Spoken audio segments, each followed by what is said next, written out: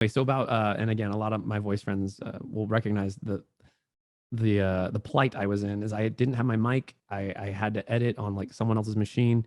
It was just not fortuitous circumstances. I record, make a little pillow fort, try to drown out the sound behind me, and I'm doing, Lemillion's lines. I don't No know. He doesn't girls say his allowed. name or anything. What's that? No girls allowed or girls No, allowed. well, I mean, like, I did require. I was like, can everyone just be quiet for like 30 minutes? I just need to like go in this room, and it definitely sounds pornographic. I'm like, I just need to be alone. I just need to be left alone in this room for a little while. Don't bother me. But yeah, so I went and I did the audition. I was like, okay, well, at least I did it. Because that's one thing I always think about with acting. Like you always have to swing. I did sales for a long time. Mhm. It's like you miss 100% of the shots you don't take. So Yes. you should always be taking shots. Some people, the thing I always get from students like that I teach now, they're like, oh, but what if like I'm bad and I'm blah blah. I'm like, that's fine. Then know that you ask yourself, why am I bad? Like, then you go to work. You're a craftsperson. Yeah. You go to work on that. But like, you should always be sharing your work because I think there's nothing more encouraging to me than like meeting an actor who isn't very good, maybe right out of the gate, but then a year later they're training, they're practicing, they're getting Yes. better. 5 years later, they're very good. 10 years later, they're exceptional.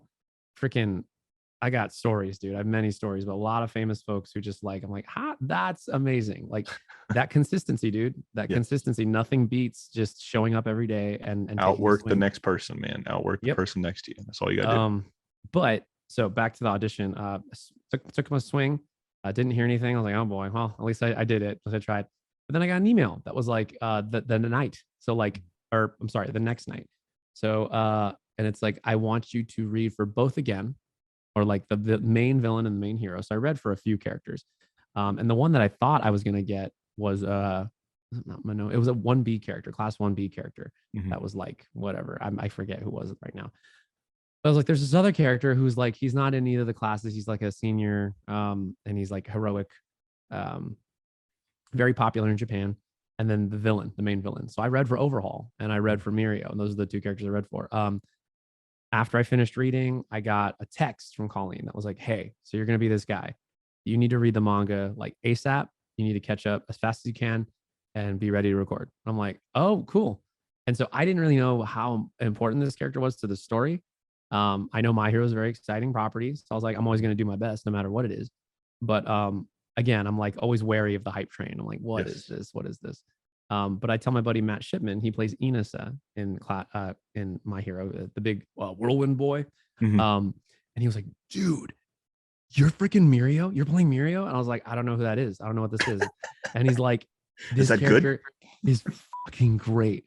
And he was just such a like Matt got me so excited and a little nervous for it because he's like, this character is so like heavy and awesome. I was like, what do you mean? Like, how do you know this, by the way? And it's because Japan was like, they let us know right away how awesome something is Yes. coming. And then we're like getting ready to receive it a few months later. So yeah, man, that was the beginning. And yeah, I think the highest compliment I got was Colleen saying, you're Mirio. Like